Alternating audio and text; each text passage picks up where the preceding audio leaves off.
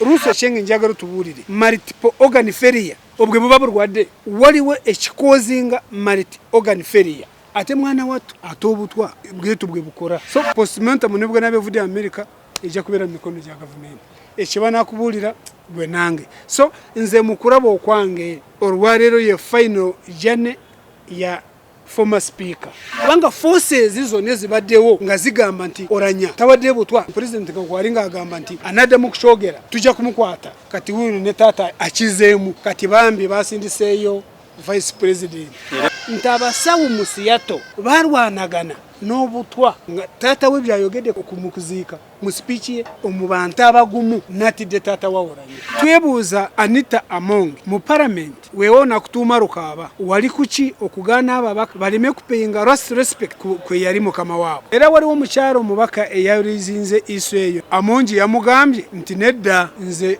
omurambo gwa Oulanyah nze nagulabye on your behalf azifu nti gogenda kumuzika weka basoka okugamba nti tugenda kukozesa billion 2.5 bwe twakuba enduru banange sente zirunga nyingi nibazitusa ku billion 1.8 nitugenda mu maso ntukuba enduru twakomyekereza nga bamaliriza ku billion 1 ne million 2 oba millions 1,200 omuntu yali ataddewo 2.5 billion yali kuki gwe butaba bubbi yali kuki gwe banga si bubbi bwaki mwasoka kuteeka ko billion 2.5 singa twayogera singa sente ezo zabaweebwa mwali mugenda kuzikozesa ki ekiri ekaramoja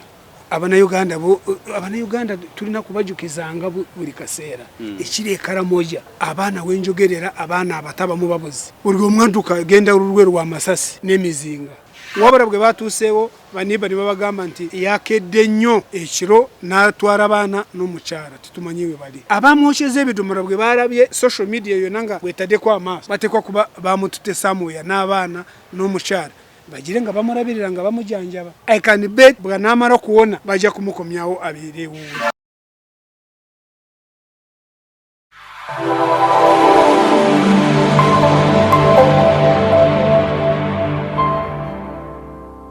Good afternoon, mwena bana Flash Channel Uganda. Mwasize mutya, mwasibe mutya. Abanyoro n'abanyoro kati tubaramukize. Abaganda tubaramusiza nnyo, mwasibe mutya no mwasize mutya, muli mutya mukasera kano. Tubaza omukama bulamu batuwadde nga tukyali balamu mukasera kano. Newankubadde ebiwoobe n'okukaaba kukyagenda ddala maaso eri mu Amoro district. Ate olwaleero finally olugendo lw'omugenzi Jacob Oulanyah alukomekerezza olunaku olwaleero wano mu ggwanga waffe mu Uganda naye ebigambo bibadde bingi essente zibadde za ttaba abantu bazoogeredde ate n'omukulembeze w'eggwanga naye aganye okuziika tagenzeeyo why is it so kofe ne tugamba Jajja NUP yajja okutwazina ensonga yamanyi okuzisengekanga bulijjo naye ate mbeebaza nnyo. Thank you so much for watching our programs buli lunaku. Comments ne advice onaze mutuwa tuzebaliza ddala. Kyaddaaki program yaffe y'olunaku olwaleero eri ku Oulanyah. Jajja NUP tusaba otwemu analysis otwemu updates n'ebintu gwe nga bw'obirabya ne Taata omugenzi Jacob Oulanyah talabise nako bagamba kugamba nti oba muwambe oba bamugamba toyogera ffe tetumanyi kiki ekiri mu nsi yeeyo naye nga mwebale nnyo mwebale ddala okumwagala Jajja waffe ate mwebale nnyo okutambula naye mu mbeera ey'obulwadde bwabaddemu ate mwebale kumuzimba mu kaseera kano. Nkiddamu abansaba ennamba za Jajja NUP tuzispiningako wansi awo n'okujogera era njogerako mwabakyamwetaaga okusigala nti ngatambula naffe enamba y'essimu yiino wano wammanga 0772 980 933 kwa mukubira n'omusanga ku WhatsApp ku Facebook wonna awo omusangira ddala. Jajja tunyonyole embeera n'ogiraba otya beera ne Bwebwata mu Geneva kyeyakoze abatuliriza mbalamusiza mwebali nnyo okubeera ku mukutu gwaffe omuganzi the Flashlight Uganda. Mbalamusiza mwenna mikwano gyange bali mu diaspora bali mu Europe bali mu America bali mu Asia mwena mbalamusiza mwebale nnyo okubeerawo era sirimu kubeebaza nze omubiri guno nagubatonera mubiri guno gwammwe mwe muntu siza wano manyiwe mwanzija ne wendi neje mundaza makati oburwadde bwange nkyatambura buri mwezi ndina kugenda mu ddwaliro nga buli gyasobora atasobodde sisobora kumunenya naye nga tukyatambura mpaka abasawo banagambira nti kakati ekirwadde tukirinye ku nfeete. Yes, naye nga lazima buli lucha neyongera amaanyi. Now you see ebintu bya Oulanyah mujja kutusonyiwa olwaliro titusobora butabyogerako kubanga rwe rugendo rwe rusembayo kati rugendo rwe rusembayo era na okumwogera kundoza olwaliro rwandibanga rukomye kati olwaliro baziika so tulina kumwogerako nga twogere ku bigambo ebisembayo nga kyali ku nsi gwe tunaba tumwogere tujja kwogera ngo omubiri gwe guri mutaka ne kati olwaliro gukyali ku nsi kati bakyagenda mu maaso n'okugusabira weewaawo nti okufa kwa Oulanyah definitely n'okuziika kubutikidde kumpi buli kimu naye ebintu ebitambira mu ggwanga abantu bangi turobedde ku murambo gwa Oulanyah nebigenderako ne ekiri ekaramoja Abanauganda tulina kubajukizanga buli kaseera ekiri ekaramoja abaana wenjogerera abaana abataba mu babuzi buli omwanduka agenda olulwe lwa masasi n'emizinga bafumbekedde ku makanisa no ku makereziya abalala ku masomero we bali lwa rutaro naye Abanauganda barobedde ku murambo gwa Oulanyah naye nze kisinza okunziza mu amaanyi kati bye twayogera mu katambi kali ku rutaro rw'ekaramoja ate aba MPs bona bo muteso batude ndoza definitely baraba flashlight ebye nayogera ko bye basaba bagara obukuumi obwabo bwenyine bwa Arrow Boys ne Amuka Boys baraba abafubutura konye nga agenze waabwe in fact abantu bebuza nti gwe tuba twasobora kufubutura konye bwashi timutuwa emundu ntufubutura katura soraz ngorabe shibogera kirimo amakuru manji naye rwashi baganye kubakozesa ate nako kakoryo ka mutawana na ebyo tujja kubyogerako ekirara ekya Bobi Wine mbawa bino ebigenda mu maaso kubanga abantu abamu kati Bobi Wine ali mu Geneva mu United Nations Summit Human Rights Abuse and Democracy bayisa abantu batono mu nsi yonna nga munana abokwogerera mu kungano ne Bobi Wine y'omukubo Abanauganda abamu tibamanyina kyekitegeeza abamu bagamba bwagendeeyo nubwo nagendayo eyo janafunira obukulembeze butamanya turi mu global village ensi yaffe kati wetuuse Uganda nitusobola kugifuga nga tuli n'abazungu kati abantu bo tibakimanyi kizibu nnyo tibamanyi nti nono atufumbekeddeko ruusa akolera n'abazungu tibabula atwara mu maaso interest zaabwe ng'omulowooza amafuta bw'akyagabawa lowooza bw'akibamuyamba mu byekijasi gwoba nga tolina connection you see abantu abamu tibamanyi lwaki twawagira Bobi Wine twamaza kulaba nga ali well connected kyekisooka ng'ogyeko kumanya ebyo ebizibu bya Uganda ali well connected ensi yonna kati mu Uganda omuntu ku ludda lwa opposition etunirira omuntu omu ayitibwa Bobi Wine era nawulidde abantu abamu abatalina kye bamanyi mu byobufuzi most particular ba NRM nga bamunenya mbwe yatuuseeyo ye nga aseketerera government eno nti bagiwa buyambi come on teri muntu nakyemalira bwe bamumulwanyisa bwe mutasaba okumujjako obuyambi mumanyi lwaki Putin ari ku bunkenko butagambika kumpi ensi yonna eri mu kkubo ly'okumujjako obuyambi why nakyemalira ate abantu ngata ebinyonyi. So ekyokubiri ne President Museveni bwe yari arwanyisa Amin yasaba abazungu bamujeko obuyambi, bwe yari arwanyisa Obote yasaba abazungu bamujeko obuyambi. N'ebintu byenjogera abantu balina limu tebabimanyi. Kati musuubidde Bobi Wine ng'arwanyisa Mr. Museveni takote na mundu ye ayinza kutuuka eyo n'asaba abazungu nti bamuwe obuyambi nga bamuyise kwogera ku human rights abuse mu lukuŋŋaana lw'ensi yonna, human rights abuse and democracy. Ng'ekibiina kya NUP abawagizi baakyo abangi batibwa mu ngeri etategeerekera lwa regime eno. Abasinga obungi bali mu komera, abasinga babajemu enjala babakubye n'alabye akatambi akatambura. Ate bw'olaba omuntu yenna ng'abonyaabonyezebwa kati ebiseera ebisinga abeera wa NUP nga bamusibye senyenge nga bamwokesa ekidomora. Era enanga nga bulijjo yalimbye nti oyo omwana wava erungujja bamuyita njuba, naye kyazuulibwa nti oyo omwana ava gangu emakindye yenjuba. Kati abantu bo tibamanyi lwaki enanga yayogedde nti rungujja. Kati gwe nawe ntunulidde ekimwogeza nti ono warungujja okuta obujulizi abantu banyoonye omuntu ayitibwa njuba oba omuntu eyayokezebwa ebidomore erungujja bule. Naye thank God social media eno government temanyi kyetegeeza ndowooza. Abantu mpaka bazude na wasula ne batuukawo abanamawulire mbeebaza. Wabula bwe batuuseewo baniba ne babagamba nti yakedde nnyo ekiro n'atwala abaana n'omukyala titumanyi we bali.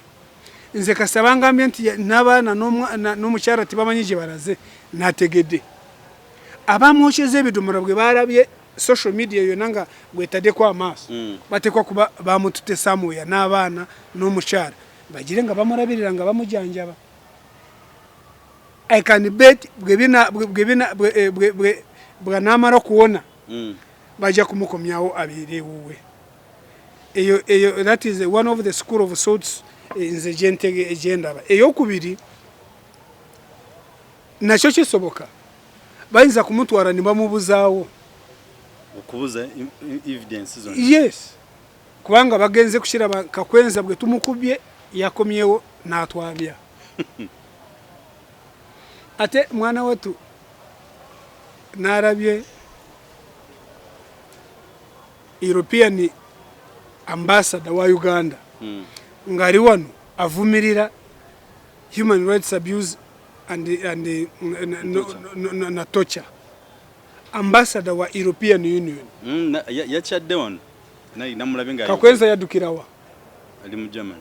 European Union yeeyo olaba kati abantu bo tibamanyi lwaki. Kati wuno ali wano ambassador wa European Union ensi 30 ambassador wayo avumirira torture. Yes, na human rights abuse. Kati osobola Uganda esobola kwegana ng'omu kubabonyabonyezebwa ali waabwe gy'addukidde gy'anyonyeza political asylum ne bagimuwa gy'ali. So ekya Bobi Wine bw'abeera e Geneva n'ayogera byonna byayogedde n'agamba nti Mr. Museveni timumuwa obuyambi kyalina okukola.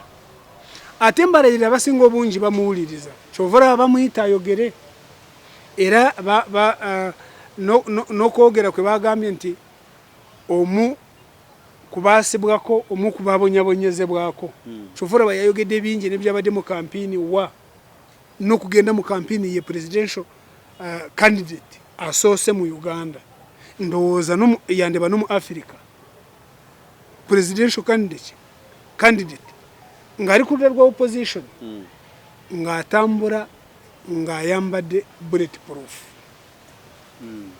Ng'atambula ayambadde bulletproof. Tikibangawo weewaawo ba incumbents bo toboogerako obwanga bwabera president atekwa buli kimwe abakirina. Absolutely. So ebyo byabadde agezaako njogedde ku Bobi Wine kuba ye president waffe saagala abantu murobere nnyo ku kya Oulanyah muleme kumanya bigenda mu maaso. Era nange nabadde musoma naliwe speech ya Bobi Wine ng'ayogera under that. Muleme abamu tebamanyi na waali kati. Era bataaka tujja kateekakaawo ng'oyogedde Bobi Wine tumuteekekaawo. Abamu tebamanyi gyali n'ekye yayogedde eri na lwaki abyogera. So ebyo byonna mbawa bwa updates mumanye biki ebigenda mu maaso. I want to use this opportunity to request the world for attention. Every time we speak, because we cannot find justice in Uganda by local methods, we tend to highlight our plight to the international community. Although when we do that, General Museveni brands us as agents of the West and agents of colonialism. But I request... Now, finally, omubiri gw'omugenzi Rokoli Oulanyah Jacob baguzika leero. Ero ndowooza we tunaviira ku porogaramu eno ajja kuba amaze kugwerayo mutaka. Naye makati yes agenda kuziikibwa oba aziikibwa makati w'ebigambo bingi makati w'ebiwoobe na in fact ebiwoobe tibiri mu Northern Uganda wokka ne Uganda yonna okutwalira awamu. Oliwo maziga ne Uganda yonna okutwalira awamu. Bebe nga tunagenda ko mu Byarugaba wane wafano kumpi wano wala ebijambya byazeemu ebijambi nga sena nga gasita kigwo kireese ebijambya ago nago gakyali mabaga kubanga Kampala. Yes kubanga government eno yagoba abatembeye mu Kampala. Oya kati bo tibamanyi repercussion tibamanyi the consequences ebivaamu. Ekisooka babadde bafune ekyokulya abantu bangi ku nguudo zo mu Kampala nga batembeya bali mu vendors nga bavendinga mubajjeko emirimu barazeewa. The idlers now. In fact no mu byalo babagaana okugendayo okutembeera no mu byalo. Kati government kyali badde eteeka mu nkola aba bantu tubagobye ku nguudo ne barazeewa era bakola kikati. Yes abamu bantu barungi tibasobola kubyeta bamwe naye waliwo abamu abatalina kyakukola abagenze bugenzi abagenda okuyiga emizimi by'okuba egy'okuteega abantu n'oku nguudo n'obutemu bugenda kweyongera kubanga abantu n'omutwala gukujjako akutta busi n'akujjako n'omutwala. Oli yagenze n'amugamba nti next time otambulangamu ne ssente gwe bakubye emigo agamba kye kyamukubiza tokiraba. So ebyo tulina kuba beegendereza. Government erina kunyweza security kubanga kyemwakora mu kiraba ebivaamu ebyo saagala kubiyita ebibala n'ebyo ebibi ate biva mu bantu ababadde ku nguudo. In fact na business enyingi mu Kampala zifudde wabatembe yabo babadde bangi nnyo nga balina ekibagasa kagabe maduuka gaffe go mu Kampala era babadde baje bintu mu duuka ne babiwa abo ba vendors ne babatundira kazibe ngoye mu wino babadde bazijjamu ne babawa ne bagenda ku nguudo. It's no more. Those are no more. Kati what do you expect? Just robbery. Ubwo kati bumenyi bw'amateeka mulina kumenya nti bulina kweyongera weewawo bubadde nga weebuli naye bujja kweyongera lwa kintu ekyo. So kucha Oulanyah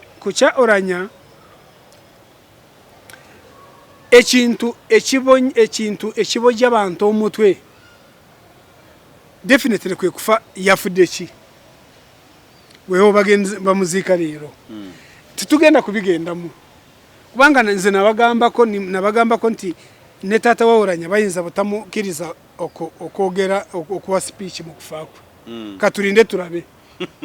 Nze mukulaba okwange bwe bayinza kumusomera speech bayinza kukimusomera nobwa n'abayogedde bajja kumugamba nti tosajula mbeera. Chief Justice ye Owinyodoro yagambye nti ku tweet ye yagambye nti bwe tunamara kuziika Oulanyah tujja kutuura nga beekika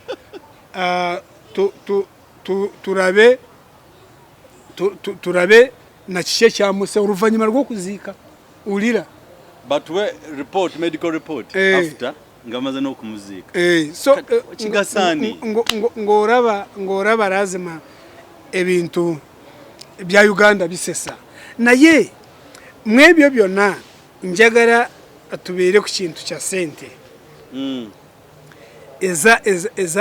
eza genze kurumbe no mukuzika kwa Oulanyah omukukungubagira Oulanyah no kumuzika ngo kutwalide wamu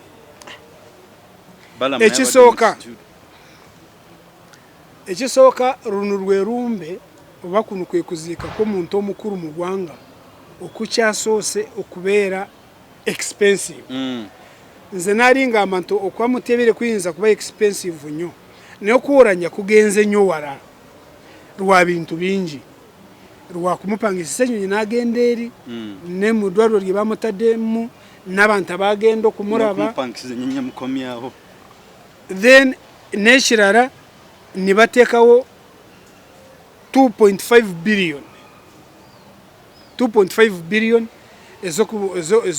ezo kugenda kurumbe rwejo mjja kubyogerako then ekisinga amanyi mwebyo nokumuwa orunaku orwokuumura today is a public holiday mu Uganda ekyo kyekireetedde nokuzika kwa Oulanyah oba okufa kwa Oulanyah okubeera more expensive than other funeral services. Yes, tukifunangako lwaki kino nkirese Uganda Revenue Authority buli lunaku esoroza billions nga 6 n'obugwamu kati okirabe kyende kuleetera olwaleero batwadde public holiday lwakuzika kwa Oulanyah ezo government ezifiirirwa kati gwe tuba tubara 60 billion n'obugwamu nazo zigenzerwa kukola ki Oulanyah ekyokubiri this is serious NRM abantu abagikoreramu balina kuba begendereza in fact nze buli bwendaba ekintu kyonna ekikwatagana ne sente nga NRM yekiwumbemu omutwe buli wa NRM akirimu omuraba nga suspect nga mubbi tu era nabo behaving nga suspects ngoraba nga lazima bafanagana n'abanyazi era banyini ekisooka mu mateeka g'okuziika speaker amateeka ge bateekako gwebawo bagamenye speaker alina kuziikibwa bateekawo ne sente ezinamuziika nga bwezenkana obadde okimanyi ate negwe ne bagiisa nogiisa bagamba nti esente ezafuna omwaka bajja kukozesanga okuziika kwe 30% ku sente ezo zafuna omwaka ng'omusaala twakibazeemu nitusanga nga bwe twakibazeemu ziba miliyoni 6. That's the 30%. That the 30% ez'omusaala gwe annually ezafuna kakati ekisooka neteeka balimenye tu neteeka eryo mulina kulikyusa muraba nti tikikola kubanga n'omubaka yennyine these ordinary members of parliament bwafa omubaka batoorayo miliyoni 6 ne baziwa A+ tibaziwa bantu abawaka baziwa bano abaziisi A+. Nabagambako nti munyonyereze bananyi naabo bebani nga tona kuva ku ekyo I was so surprised nti okulaba A+ but they are normal people like us nti babulijjo gwabe gwa kuzika naye I wondered naye A+ nga vice president ngaze nachuka abantu nakuba salute nengamba tebaba nga ba SFC babadde ku murambo gw'Oulanyah ebyo nabyo babiyiga oluusi nabyo babiyiga kubanga tusobola kukakasa nti oba abasirikale nenze kimanyi bantu babulijo ekyokubiri bayinza kuba mulimu na abasirikale baritayininga abakoraawo naye ekyokubiri ekisinga obukulu bayiga ebintu bingi abakora mu kuziika okuba A+ bingi babimanyi nebyabajasa rusi babimanyi kubanga babeera nabo mu kuziika so ekyo basobola okukikola ekyo kuloyinza kubora bye bubi ngo yabadde musirikali ne uli abadde ba A+ benyini so ekyengezako kugamba ebiteeka balikora bubi milioni 6 z'oluyale ntono kubanga n'omubaka wenyini bamuwa milioni 6 bulafa tibongerako awebwa milioni 6 naye barabaziika bebazitwara era nawulidde akoro ono akulembera acholi parliamentary group ng'agamba nti ng'ali ku kire ky'esente era nakyo we shall exhaust that ng'agamba nti mu kufa kwa General Okecha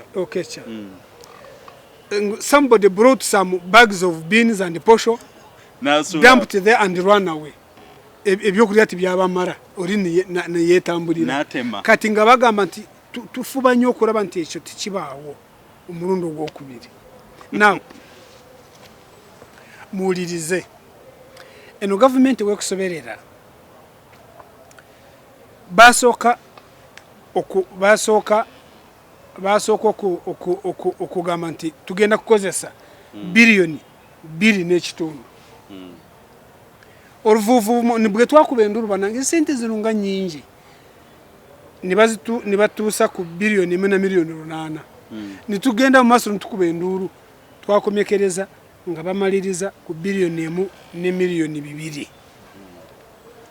biliyoni 1 na miliyoni 2 oba millions 1,200 now in fact that is also a lot of money naye tugamba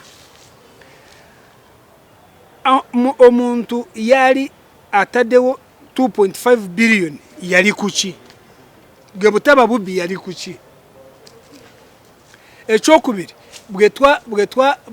bwe twagenda mu maaso nitukuba enduru nibazikendeeza nizibeera 1,800 million 1,800 bwe twakuba enduru era nibazikendeeza mpaka ku billions 1 na miliyoni 2 ye millions 1,200 bwe banga si bubbi bwaki mwasooka kuteekako biliyoni 2.5 singa twayogera singa sente ezo zaabaweebwa mwali mugenda kuzikozesa ki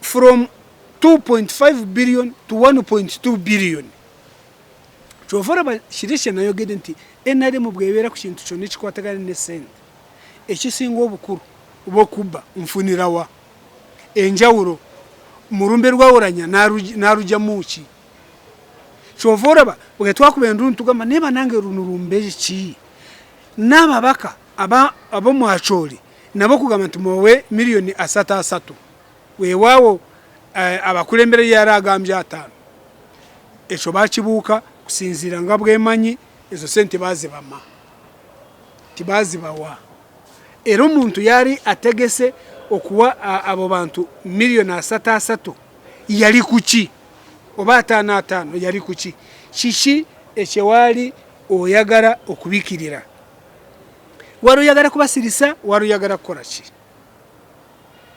so bwetuba nga lazima nga twogera ku kufa kwa Oulanyah abantu bangi mulemwenga okututegeera bubi tuba tugoberera nituraba kiki ekigenda mu maaso na bishe byogerebwa na bishe bigenda okukolebwa na bishe ebigenda okukolebwa nga omubiri gwa Oulanyah bagutadde baguziika now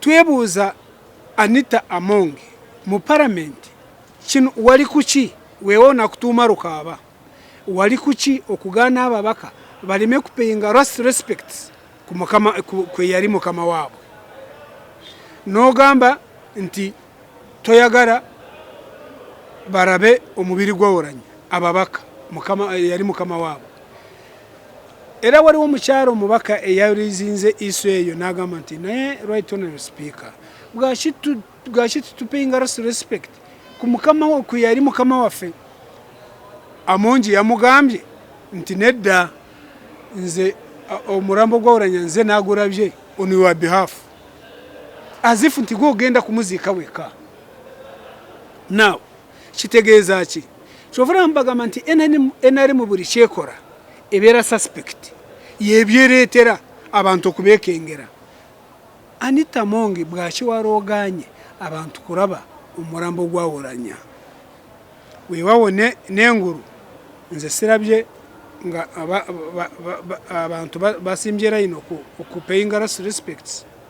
Ekyo ndowooza bayinza kuba bakirabye nti kyetaagisa kusinziira omubiri gw'omugenzi gabwe gufaanagana naye omuntu ataatumirwa motoka n'ogamba nti emubetense yamugize bubi timusobola kumuraba kiki nnyo ekyo nakyo kireetera abantu okusigala nga beewuunya. Ekyokulabirako omugenzi Sipiriano Lwanga bwe bamutwala ewaabwe wazaalibwa era gavumenti yagaana abataata ne bamaama ne bakojja na brothers and sisters okupayinga respect ku Sipiriano Lwanga era navayo ningamba what are you considering mukweka ki omuntu bwaba afudde natural death tafaanagana bubi nti face yayonooneka biki kubanga ekyo kyekibareetera oluusi okugamba nti muleme okuraba omurambo naye mwe nimukweka buli kaseera bajja kubeekengeranga buli lunaku. Now okufa kwa Oulanyah n'amaziika ga Oulanyah geewuunyisa. Oulanyah alina abaana babadde aweerera kituufu abawasuka mu 100 era nawulidde right honorable speaker ng'agamba nti n'abalala nga baleeta ekiteeso bagamba nti lazima basale amagezi abaana gavumenti ebaweerere. Nze sirikirinaako buzibu naye kyembagamba bwaki ekintu ekyo timukiyisa mu state house wabeeranga mu scholarships z'abaana bakateeyamba bwaki awo president tabatwalira ddala. Ekyokubiri mu Ministry of Education mulimu abaana abaweerebwa nga baweerebwa ensimbi balizisasula nga bamaze kusoma. Bwaki ekyo olaba gavumenti yaffe nze simanyi abagipangira ebintu bye mwogera muli nabyo mu ngalo zammwe mubirina naye bwaki timukozesa ebintu bye mulina. Ministry of Education mulimu abaana gavumenti beewora sente okuwa school fees nga bakola n'abendagaano nti ziriwe balizisasula nga bamaze kusoma. Abo baana bwaki timubateekaawo? Awo mbawadde amakubo abiri. Erimu president asobola kubawa scholarship ezabadde alina ne Ministry of Education bweba mwazijja mu state house zonna nemuziteeka mu Ministry of Education fine. Abaana abo mubateeke mu Ministry of Education bafune esente ezo bagende mu maaso basome. Ekyenyumba ya Oulanyah ewenjogerera engineering brigade ya UPDF kati yekorawo sikirinaako buzibu. Enyumba yabadde agizimbye agituusiza makati president bw'aba asazeewo okugizimba. In fact ne sente president azirina kubanga esente ze bamuwa za donations mpitirivu ne sente ze bayisaamu nga ez'ekyama nazo mpitirivu. President asobola kukozesa sente ezo nazimba enyumba ya Oulanyah. Ekirala abantu b'omwakyoli narabye nga kibakutteko nnyo okufiirwa omuntu waabwe omulala omukulu. Yes, kituufu. Kati wenjogerera banyoonya omuntu anadda mu bigere bya Oulanyah anaatwala obwa NUP ajja kutwala obwa vice president bwa NRM mu mambuka ebyo bifo obwa NUP obwa vice president bwa vice chairman wo mu mambuka ebyo byonna ebyo bifo kati batandise kunyonya kijja kuba kya buli bwazaamaanyi luyali nga kusinzira nga bwe mwogera ate bwe munasimbawo omuntu gw'ekika kya Oulanyah gwaleese ate ne mu makaro ate nga mwe mwennyine mwe mubadde mugamba nti ekifo kya Oulanyah mu ring fencing lazima tewabeerawo omuntu n'omu akigendamu kujjako ng'ava omumambuka mutabanyi we ne bamugamba ekyo nze sinakikakasa ekyo kye mu mpapula z'amawulire bwe kinaaba ng'ate mutabani we mumugyemu kati kitegeeza by'omadde mwogera tibiriiwo bya bwereere njiina mu mpapula z'amawulire bano naye nze okusinziira nga bwe ndaba omuntu bw'aba afudde mu kuziika kwe ebibeerawo bibeera bingi ebyogerwa naye nze kyemanyi Oulanyah kasita tumala kumuziika olwaleero bepa bwe tutagendera n'abaana ba Oulanyah bayinza kubula ekyokulya nze ebya Uganda mbimanyi ne president ayinza anamunyonya yani president ya government they are ready to support the family naye nga president mwabo asobola kumunyonya yani mu kika kya Oulanyah bw'aba nga Oulanyah afudde nga tanalaba president kumubuulira nti ndi bubi era n'alabyo president ng'agamba nti singa yamanya nti singa namanya nti Oulanyah mulwadde nali badde mugaana n'okwesimbawo omanyi ekyo kitegeeza nti ebiseera ebisinga president Museveni talabika eri abantu be okumunyonya luba lutalo yes kabe speaker ye luba lutalo kubanga olowooza singa abadde speaker singa abadde kumpi ne president yandiremererwa kumugamba kiki ekimuluma ate kisoboka singa obviously kyalibadde akimugamba yes probably they are too close yes is number so, third ekyo nakyo ekiraga engeri president gyakolamu ebintu bye ekirala omuntu omukulu bwato bw'aba afudde Mr. President otya bulwadde kandowooza atya corona enewe kabe gavana teyagendayo oba okay ate nga gavana yali mukwano gwe omekye ndowooza mukulu Byarugaba nze waliwo ekintu kye tuyita kiteeke mu Luganda waliwo assumption gy'osobola okweteekamu n'ogamba oba bwe mbanga nze natta gundi omuzimu guyinza okugamba totuuka wano things of that kind so lwaki atya okuziika abanene nze mukulaba okwanga atya obulwadde ate buloko tekwabaddeyo korona omulaba nga abeera meters nyingi ne banne nze mukulaba okwange kyatya atya bulwadde kyatya however nze narabye abachori nga neunyurudoro nga mwali nga bagamba nti mu bukarice y'abachori bwawerewo omuntu akoze ekibi ku muntu n'amutta tasobola kuwona nga tabonerezebwa omuzimu gw'omugenzi gosudana tent naye katulinde turabe kubanga ebintu byenjogera ye taata ye yabyogera ne kalicho lidda wamwe yabyogera katulinde turabe omuzimu kye gunakola gwebanga weguli kusinzira ku kalicha zamu ekyakanyamyo tokijjukira so ebyo byonna ebyendeeta ebiraga enareme enkola gyekolamu ebintu byayo ekirala bw'olabanga president tagenze kuziika speaker ekyokubiri kyengezako kubagamba aba agezezaako abantu kati ababadde bakitwala nga ekikulu ennyo yakinafuyiza ye akiyiyemu n'amazzi tagenzeeyo kuziika kyova mbagamba nti okufa kw'Oulanyah kukomya eby'Oulanyah bikomyawo era bwe bayogera noku ring fencing ekifo kye yakirwa bishing n'agamba nti mureke kuzanyisa eggwanga lino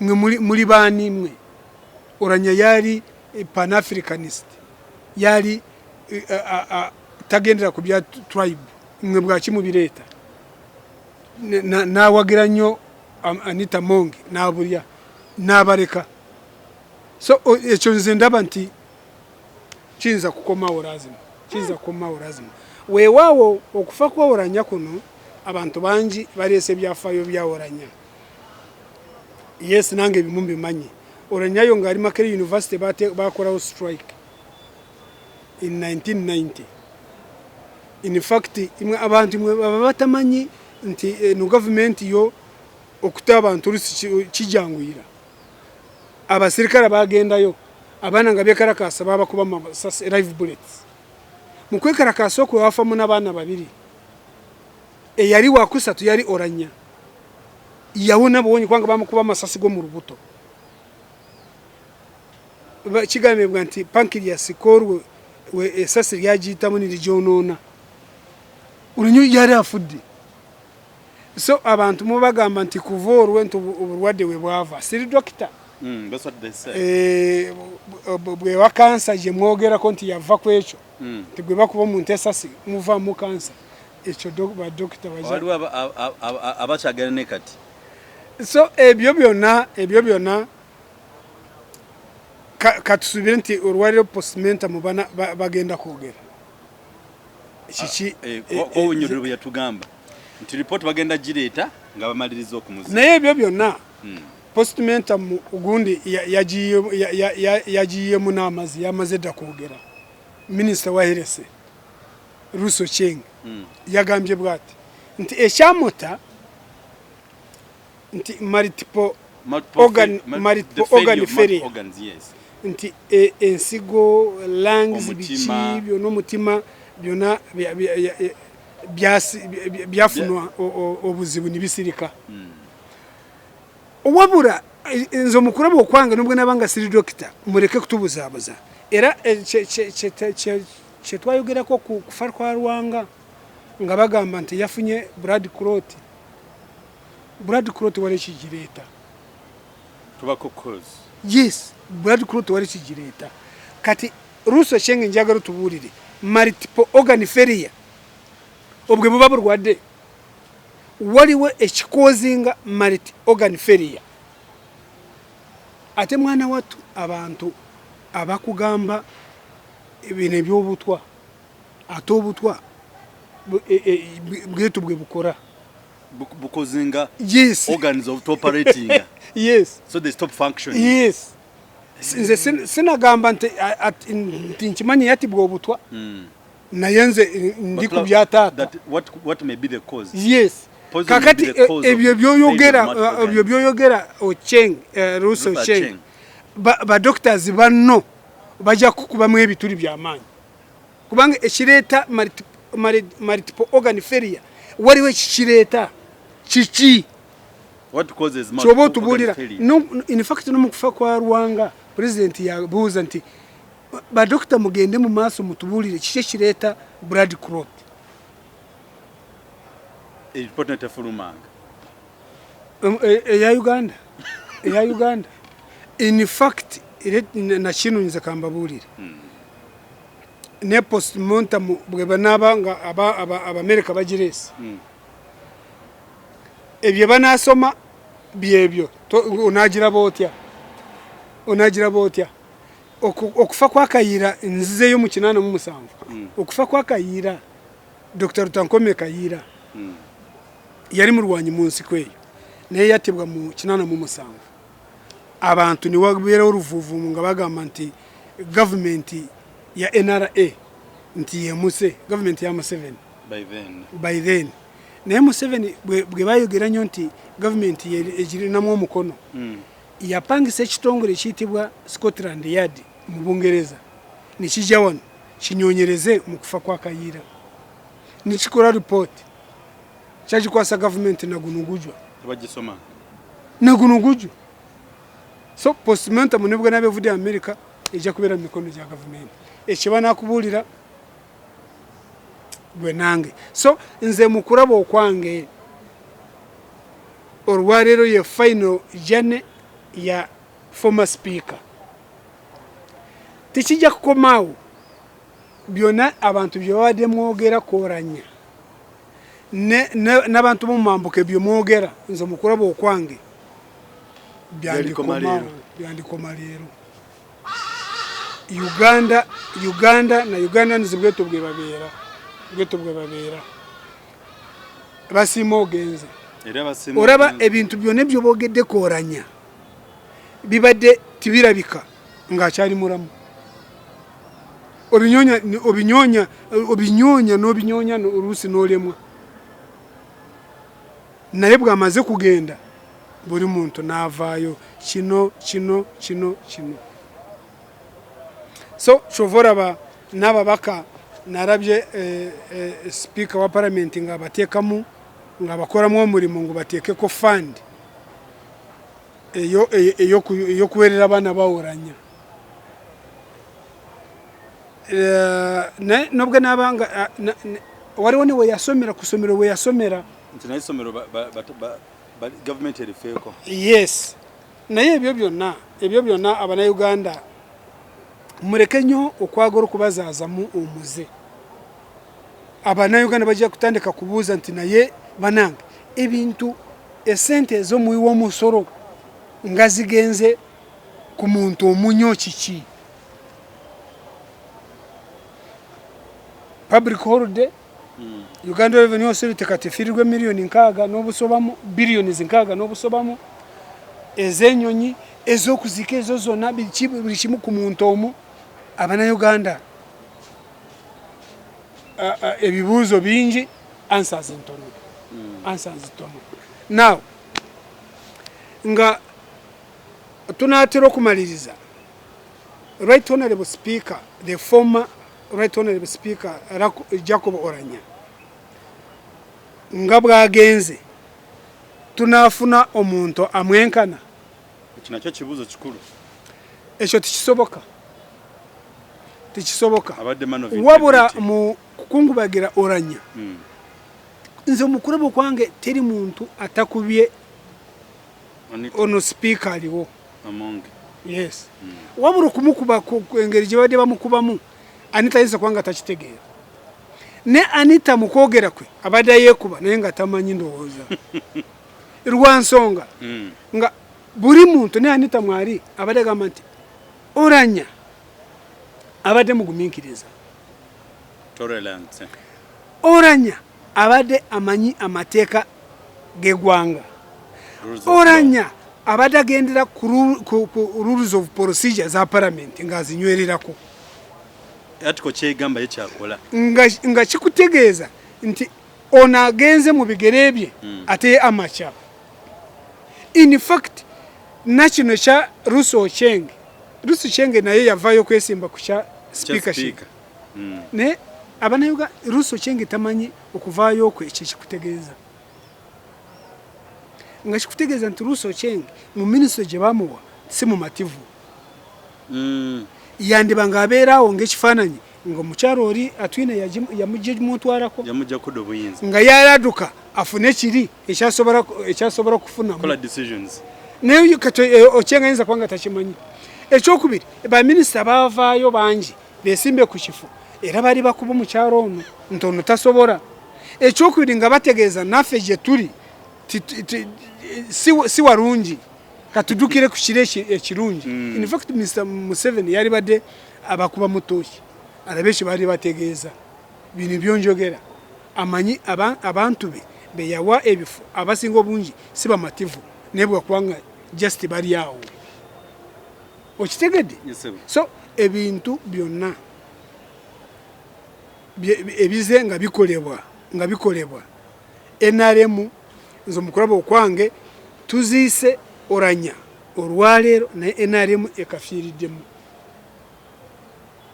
ekafiiriddemu yes efiirirwa omuntu mukulu nnyo mu ggwanga efiirirwa empagiruwaga mu Northern Uganda naye NRM nga bwenjimanyi okuzaayo okufunayo omuntu omulala kijja kuba kizibu Oulanyah oyo gw'oraba kyemeza yali wa UPC yava mu UPC ng'ayaka n'akrossinga n'agenda mu NRM n'asigala ng'ayaka n'atuuka ku level gy'abadde atuuseeko so omukulaba okwange n'abantu b'engulu engeri gye baze nga bafa bonna abakulu nga batuuse mu NRM ku bifo ebyawaggulu abamu banditya okuddamu kwempampalika ku bifo eby'amaanyi bakadaga yagenze kuziika ye narabye Orombi yabadde Ruko Orombi former archbishop wa kanisa ya Uganda yali archbishop wange nga ayogera alinga alengeza abantu b'engulu no eastern okutwalira awamu nga bagamba nti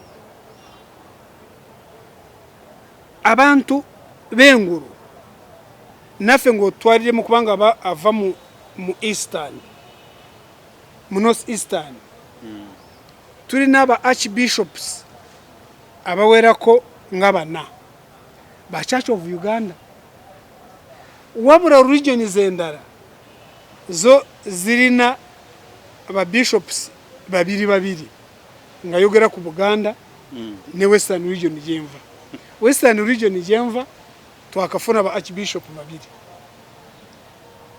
Ntagali eyasooka Sabiti yali wembara n'Entagali wekabali naye weewaawo yali wamwe nga bishop wamwe Masindi timuzanya n'abakiga teri we batali yali Masindi ne oroza abakimanyi batono nabe Masindi bo bakimanyi bakimanyi akafuka archdiocese bishop within a 7 months rwali rutaro eyo nga bagamba nti omukiga tasobola kutufuga ate nga already yagenze da mu ranks zo kuburira enjiri no mudini y'ekikristayo nibibasobera nafuuka bishop weyo iraba katonda bwamuyambako nafuuka naki archbishop natufugira ddala nayo that one echo by the way chengezako kugamba nti Ruko Orombi abadde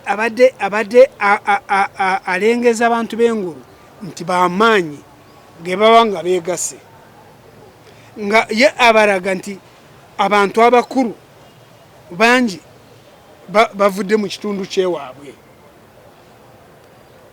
nga yogera ku Silvana Siwani the former archbishop nga yogera ku Jenani Rumu nayogera ku naye ne yogerako nayogera no ku waliwo mulala yani ono wani obaba advent mubakristayo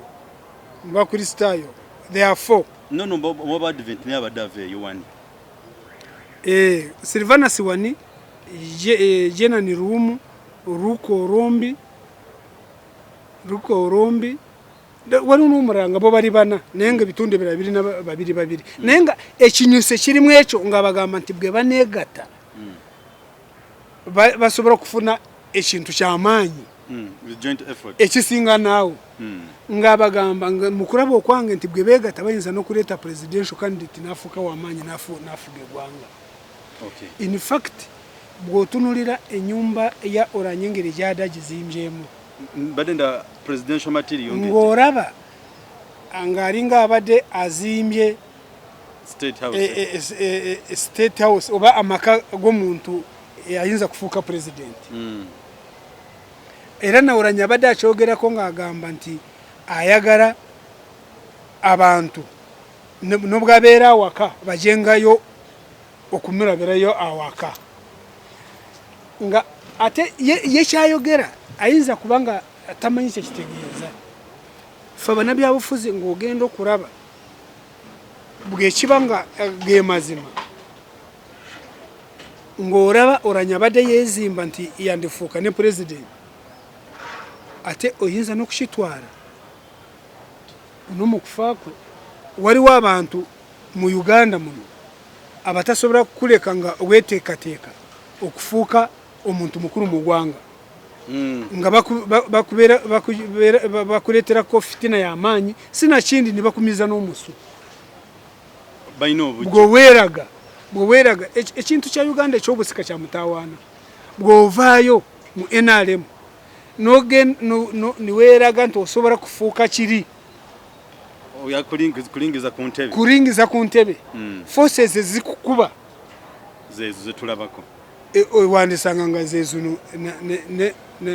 ne Taata wa Oulanyah byayogedde nga yandiba na mutuufu era waliwo kagondi ka clip tujja kaleka ka clip akolanya ngagamba President Museveni njagala tubulire Who is not corrupt Munsimu Mia Uganda?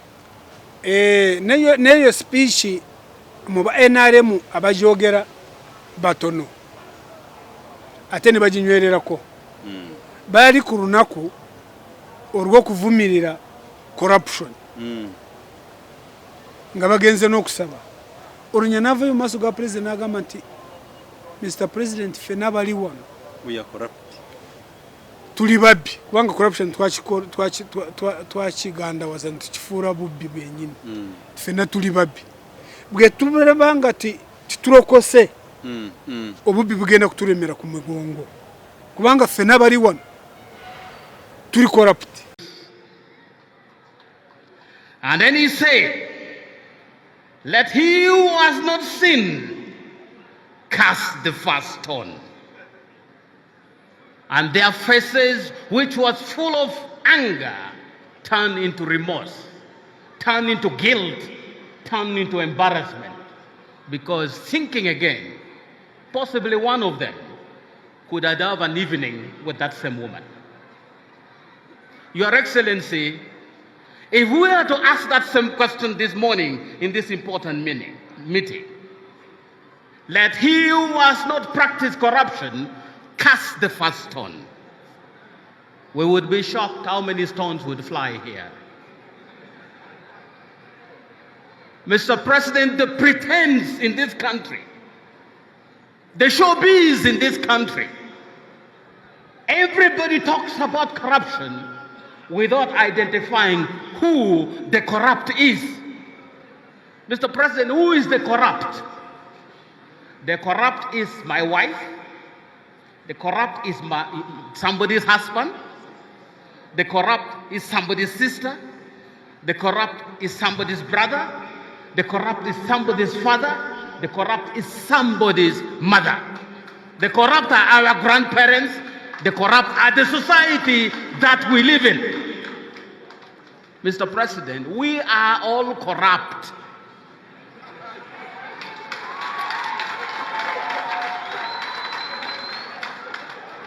And it is not going to be a fight against corruption. It's going to be our own change of attitude and stopping corruption. One writer, Ngugi wa Thiong'o, he wrote in his Petals of Blood, he's a Kenyan professor. He said, the struggle, my brother, begins with you. In other words, the struggle against corruption begins with me, begins with you. Do not wait to be anything else or anybody else to fight against corruption. It starts with me, it starts with you. Don't wait to be the president of this country to start fighting corruption. That's a lie. The struggle to fight corruption starts from where you are and what you do. You may be a head teacher, that is your front line. You may be a commander of the military, that is your front line. You may be the Deputy Speaker of Parliament, Deputy Chief Justice, that is your front line. That fight must begin from where you are. Let's cut the pretense, Mr. President. Let's stop being corrupt. We all are guilty as charged. Let anybody challenge me, Mr. President. Unless we take this from our own front lines and extend the frontier to cover other areas, it's a waste of time. It's a public show for nothing. I come because it's a public show. But deep down, I know we are going right back to practice the same damn corruption that we claim to fight. Nalyo kabagamba nti singa Katonda nga byagamba atakola nga kino kikolwa akube ejjinja Oulanyah n'abagamba nti balabye amayinja 1000 nga buli muntu n'omulala eyavayo n'ayogera nti NRM eri corrupt nnyo yagenda mu maaso n'agamba nti oraba economy y'eggwanga eshulikinga tukiyite ki egwerere gwawo economy y'eggwanga egwerere gwawo naye ate amayumba amapya zikalinas zizimirikwa buli lukya. Buli lunaku. Oyo ye current secretary general Todongo. Todongo. Weewaawo oluvannyuma ebigambo bye yabirya kati tasobola kukiddamu. Naye Oulanyah yanywerera ku bigambo bye. Ekyo kyosobola kwawula ku bukulembeze bwa Oulanyah bw'abadde alina. Nti abadde consistent nnyo. Ne ku mulambo gw'Oulanyah nga yasirise.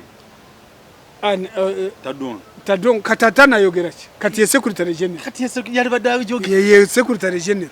Ekyenkugamba nti abantu abamu ekiboogeza ebintu bingi oluusi babibula bwakuba tebalya. Gwe omala kumuteeka ennyama mu kamwa. Ng'asirika. Nga supa giyita thupu. Ekyo bye bimu ku bintu ebise eggwanga lyaffe.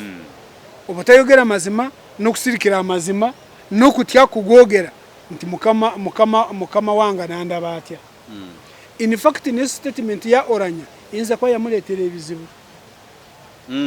Ne baraba nti ono bw'afuuka kirala n'obwafuuka sipiika yanditufuukira ekyambika mu kuba ate nga gwe mulimo gwaffe. Saagala kusajjula embeera nga ngamba nti ntwala mu maaso ekyo nti yandibatiddwa. Naye nkugambye nti NRM buli kyekola kyonna omuntu ng'afudde buli gw'olaba ali mu porogaramu y'okuziika ye n'omulaba nga suspect. Kabe ne chairman waabwe byayogera omulaba ng'alinga suspect. Kati mu nsi yonna nga taata w'omuntu ayogere nti mutabani wange bamuwa Butwa, president kyeyalikoze ba government kyeyalikoze bonna tibalinyweredde ku ekyo nebagamba tunywereze tulabe. Taata w'ono ekimwogeza nti yaweebwa Butwa kiki katunyonyereze tulabe. Naye gwe kyokola kimu kyokka ky'okusirisa boogera kufa kw'omuntu afaanaganako bw'ati. Kubateeka buteesi nnyama mu matu. So nga olunaku lwaleero twogera ebigambo ebisembayo ku bulamu bwa Oulanyah n'omu kuziika kwe. Katonda muwe ekiwummulo ky'emirembe, naye ebyalese ku ngulu gapu gyaleseewo ku bwa speakership, gapu gyaleseewo omumambuka nga mumambuka politikale okuddamu kufuna omuntu alinga ye kijja kubabeerera ekizibu. Era neewuunya bwaki baminisita b'omumambuka n'okusingira ddala Hillary Onek aliwo bw'omulaba. Why? Hillary Onek muleese kubanga y'omu ku bantu ababadde bajja nga baagala ekifo ky'obwa vice chairperson mu mambuka ku kadi ya NRM okubeera vice chairperson Oulanyah ekyabadde alina. Olwaleero yandibadde ku mwanjo mu bakungubazi naye nze simulaba. Kyojja mumiro kyaboodeza ddala omumiro. Nze simulaba. Kabe Sam Engora y'omusuubuzi w'amaanyi eyo mu mambuka. Naye simulaba. Abo be bantu babadde batera nnyo okwagala okwesimba ku kifo ekyo. Bonna basirise. Ate ono ali mu parliament omwavu oyo wa NUP. Owa NUP? Ate bw'aba wa NUP ekya NRM takigendako. No, as in abamu tebavudde abantu b'eyengulu. I don't know bali bamukyawa bukyayi. Oulanyah oyo bw'olaba nga yesimba ku bwa sipiika abantu bangi engulu bali n'okusingira ddala ku parliamentary level. Okimanyi nti bali tibamwagala nga bonna bali ku kadaaga. Oulanyah oyo baatuuka n'okugamba nti si mukyoli wabula murango, nga bagamba nti n'erinnya lya Oulanyah si lya muwacholi lya rango. Naye munange bw'afudde buli muntu yenna netukwatirawo lwaki tusiibuula abantu. Okay, webale nnyo mu Byarugaba for that particular analysis. Nga tumaliriza parliament ogirabawa in absentia Oulanyah nga taliimu. Where do you like to say our parliament? Where are we heading? More of the same. Ndaba akavuyo ndaba okukubiriza paramenti kw'ekigega, ndaba paramenti etasobora okunywerera ku mateeka ga parliament rules of procedure. Ekyokurabira ko oraba kati member waffe wa NUP MP w'Emityana Oulanyah tiyali mulwadde, Anita Monge tiyaligenze mu maaso n'agoba zaake. Anita Monge yamugoba simple yakozesa bali ababaka banne engeri gy'abawa engendo ne bafuna PDM bona bagamba nti kanwanire Anita nzajja ogwagenda okusindika ngebweru buli kaseera. Okay, next ndadde akatalekeka. Allegations that zitambula mbu omugenzi Jacob Oulanyah abadde mulokole ate nga tugamba abadde musajja wa allegation bagamba mu church yali Katonda mukkiririzaamu nenti yafiira wafiiridde nga atandise empisa zino ez'okukyalako waba n'abantu abadde mu Kristaayo Anglican okula Bishop Kazimba Archbishop sinaraba kwebirala singa abadde yakurosinga nga bwe yakora nga akurosinga mu UPC nagenda mu NRP lazima shandi badde nga kimanyika twali bali nga tukiraba. Ekyokubiri bwogenda mu katugambe bwogenda mu barokole abarokole bweziba esara bweziba ekiseera kyo kusabira kaba ng'ofudde ate bye batekinga off. Yes. So ekyo ndowooza yabadde false allegation. Ate kino ekyokusondera abaana fees. Ekyokusondera abaana fees ebyo abamu ndowooza baagala n'okubbiramu abaana nakyogeddeko dda abaana Mr. Museveni taking over wa scholarship za State House gebanga zonna bazitwara mu Ministry of Education mu babuzobinge dabateke mu UPE ikozi ya government waliwo na loan scheme loan scheme yokuwa abaana ibamakerere boka eyo mu bateekawo bagenderewo bonna nga bwabadde abaweerera gomwanga mwakumujukira ekyo kimu mukolera ekyo kikulu nnyo okuweerera abaana babadde aweerera kubanga basinga obungi gwe banga timwaweeredde bajja konziba mu byensoma bajja kusigala awaka n'ekyenyumba n'amaka ago kugamaliriza nakyo kikulu gabeeraawo abaana be bamanye nti gavumenti yatofaako. Simple. N'ekirala gavumenti nga NRM mugende mu maaso muyambe omuntu wa family ya Oulanyah sikiriza mu ebyo naye okwagala okumujjukira ate singa badde alina ne mutabaniiwe nga mwagala kumujjukira ekyo nze sikirinaako buzibu because is already dead. Webonze sibikiririzaamu ebyo bya family politics sizikirizaamu naye kusinziira nga achori parliamentary group nga bwerowooza munyonyo muntu omu mu family ya Oulanyah mumujjukirengako nga Oulanyah. Weewawo kiri counter product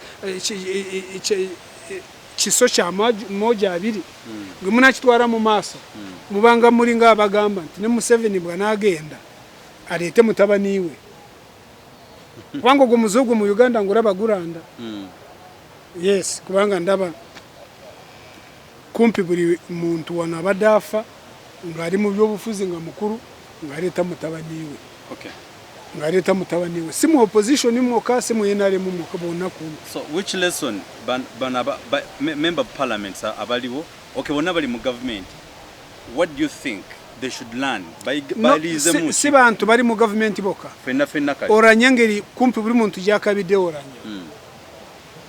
ng'oraba buli muntu amwogerako nti abadde agoberera amateeka ekyakora mu parliament abadde akimanyi abadde agoberera rules of procedure n'abantu abali bweru naffe tumuyigireko buli bwoweebwa omulimu oba gwa gavumenti oba si gwa gavumenti gukole n'obwesimbu kyo kitegeeza ng'oli truthful. Yes, consistency nga buri kyokora kyona okinywererako naye nga kituufu kya mugaso nnyo eri eggwanga lino kabibe ebyobufuzi byaffe abamu nze nava mu NRM kasooka mbeerawo nakabeera mu kibiina ekimu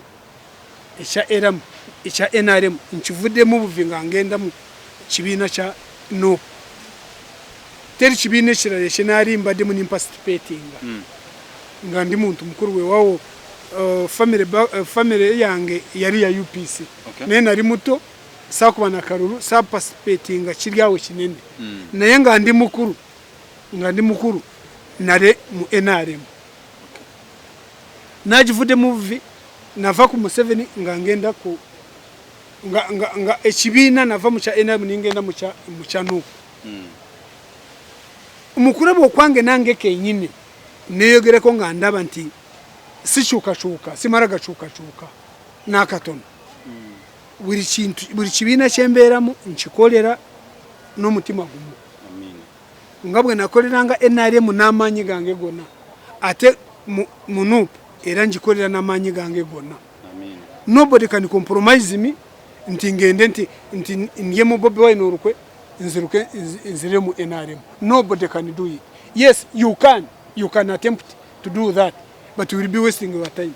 Absolutely. I rather leave politics Other than other than going back to NRM. Ate ndiye mu Bobi Wine olukwe nzire mu NRM. Obwe bwana obutobwe mu byobufuzi bwe muzanyirako. Okay.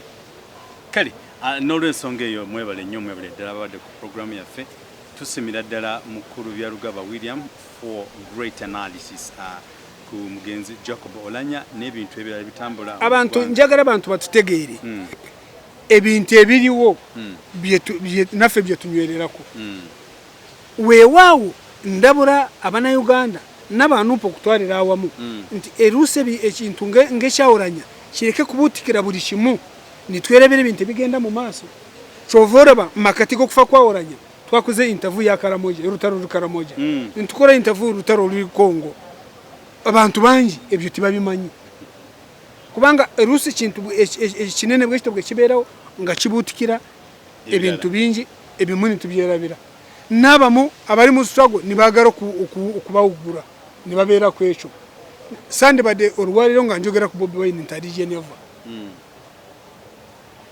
sari bade nga mbanyonyora biki ebyamututeyo na lwaki bamuronze ku munsi yonna okuraba nti banyonya. In fact Uganda NUP is blessed and Uganda as a whole we are blessed katonda yatuwadde omwana ono ensi yonna emaaso gatadde ku muntu gwe tuwagira kintu kya muwendo nnyo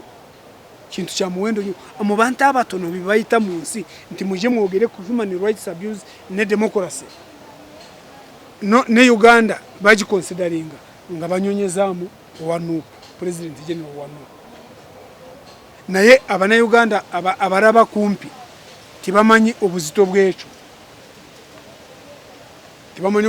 kyovula batuvaayo ne tubanyonyora. Okay, mukulu Byarugaba Yes. Ne kano akatalekeka kuzika ku Oulanyah taata we ebbanga lyonna babadde bamukwesa nga tebayitaga ayogere singa afuna chance eyogera ku kuziika kw'omutabanyi we ebigambo byasooka okwogera olowooza ayinza okubiddamu bwe yagambira nti mutabanyi wange bamuwa katwa kinaasoboka oli mutuufu kasooka yavaayo luli n'agamba nti omwana wange yangamba nti bamuwadde obutwa kumpi ndowooza bamumma bannamawulire okuddayo kugendayo okumuinterviewinga kasooka yogera ekyo yasirika naye bananga omwana aluma wenjogerera bandikina ne speech ni bagimusomera naye waliwo abazeeyi enkula gye abaseveni abali bagumaro agakavaayo kati mu mambuka gye wa Oulanyah taata we yazeemu n'akyogera an pa ko akora Jacob pumio yat ama en ubil keribarakan woto yang yeo babal ko pikwanyo yat ya awora dong utero ako cha atin dong goro ako gire ko ngato mio yat.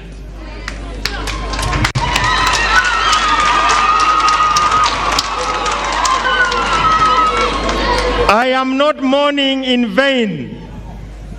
I want to state clearly, Jacob was poisoned. He told me,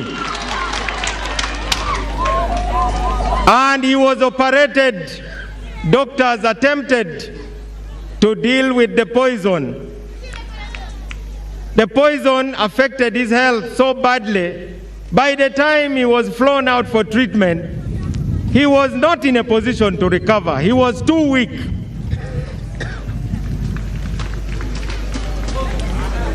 Mano ginama mimburu unukumundu chueno atinu to amwaka mere mekonyo lwak potie don't worry apowu.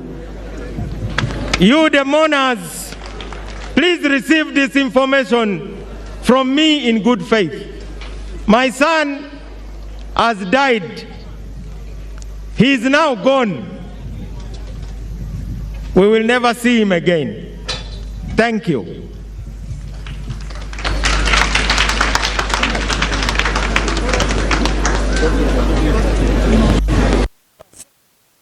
nagana no Butwa kitegeeza braza wa Oulanyah yagenda yo bino yaddamu nabiburira taata ntabasawu musiyato barwanagana no Butwa kubanga yagenda nga bumaze kumumara mwamaanyi barwanagana no Butwa kubanga kyazuulibwa nti Oulanyah eri tibamuwa bujanjabi barwanagana no mubiri gwe kugustabilizinga afuna amaanyi aligoka afuna eddagala libali bamutegekedde tibasobola kulimuwa lwa Butwa taata we byayogedde ku mukuziika mu speech ye omubantu abagumu natidde taata wa Oulanyah kubanga forces zonna zibaddewo nga zigamba nti Oulanyah tawadde Butwa anaddamu kukyogera ne president kakwalinga agamba nti anaddamu kukyogera tujja kumukwata atubulire ekyategeeza kati huyu ne taata akizeemu kati bambi basindiseeyo vice president era yegwa wakubya wakuziika oba vice president anayogera kikati taata wa Oulanyah mubazeeyo abagumu asanda funa omuddaali banange omwana aruma nga yaweerebwa Obutwa nga akugambye nti taata ngenda kufa mu kaseera mpawo kaaga kubanga naweebwa Obutwa omuzadde forces zemanye eziri mu Acholi no mu government nga bonna bali awo navayo n'akyatura nti mureke kubuzabuza omwana wange yaweebwa Obutwa kati oyo mugerageranya kumpi na muka mugenzi aronda nekirima eyavayo weewaawo ye yabyogerere kororo ne president kwali nti mureke kumbuzaabuza kasooka mbeera n'omwami wange mazeeyo naye emyaka 2 tarwananga ku high blood pressure mureke kugamba nti yemusi naye bwe yagenda erukunjiri tiyakiddamu ekitegeeza nti ono atamusingira wala yakyogera luli n'olwalira kizeemu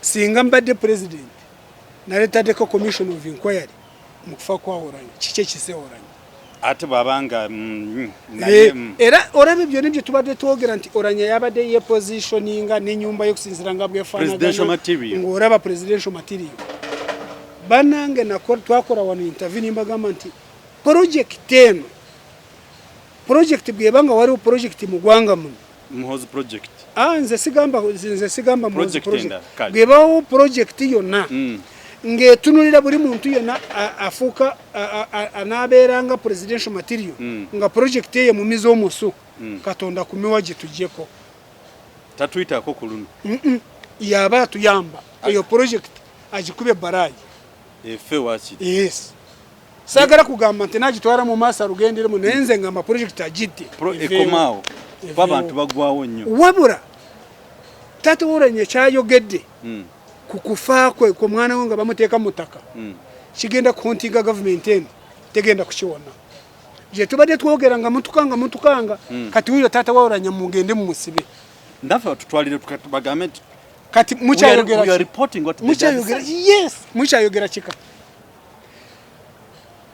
ekyokubiri raba abadde ayogera olukyoli omuputaputa abadde mawo mawo y'omu ku bantu abadde bavuma abantu abagamba nti musirike omwana watu afudde kansa yabadde aputaputa ebya taata we kati mawo ndowooza mawo yatidde singa yaputapute olukyoli mu ngeri endala bali mutiddawo abatu nga abuzabuze yes kubanga yamize pini naputaputa taata we byayogedde gavumenti yita abantu nze manange nze simanyi kati murabe bye tuze nga twogera nga mutuvuma nga mugamba ffe twakyawa gavumenti kati wuyo okufa kwa Oulanyah okufa kwa Oulanyah kutweyimiridde ffe abadde bavaayo nga tugamba banange sakola interview naawe nimugamba nti kisoro ki ekimazewo abantu baffe ngezaako okugamba abantu mu revisiting interviews zentera okukola murabe